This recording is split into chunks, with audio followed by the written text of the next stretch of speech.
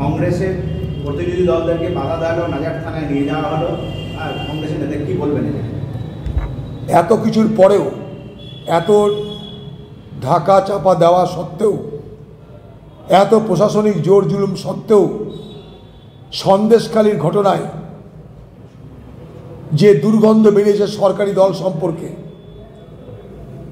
সন্ত্রাস, নারী শোষণ, জমি হড়প, তৃণমূল পার্টি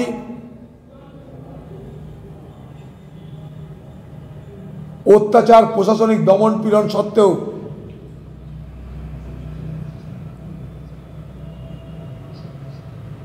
তার বহিঃপ্রকাশ আটকাতে পারবে না। সন্দেশখালি আজ শুধু বাংলা নয়, সারা ভারতবর্ষে আলোচিত বিষয়।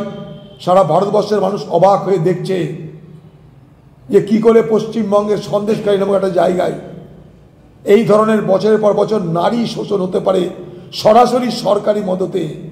সরকারি মদতে এই কারণে, সরকারি দলের মদতে, ক্ষমতায় কি করে এই অত্যাচার হতে পারে। মেয়েরা বলছে যে বিচারের নামে আমাদের উলঙ্গ করে দেওয়া হতো। বাংলার মুখ্যমন্ত্রী মহিলা, তার রাজ্যে বিচারের নামে মহিলাদেরকে উলঙ্গ করে দেওয়া হতো। যারা অভিযোগ করছে তাদের বিরুদ্ধে ব্যবস্থা নেই। মুখ্যমন্ত্রী স্পিক টু নট, চুপ করে আছে, বোবা বনে গেছে মুখ্যমন্ত্রী।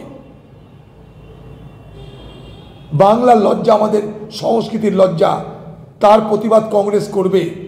তার জন্যে কয়েকদিন আগেও কংগ্রেসের উপর হামলা হয়েছিল। কংগ্রেসের নেতা সৌম্য আইচ, তাকে হাসপাতালে ভর্তি হতে হয়েছিল। আজও কংগ্রেস সেখানে প্রতিবাদ করতে গেছে, আজও তাদেরকে আটকানো হয়েছে, কিন্তু কংগ্রেসের প্রতিবাদ চলবে। নওশাদ সিদ্দিকীকে ৬২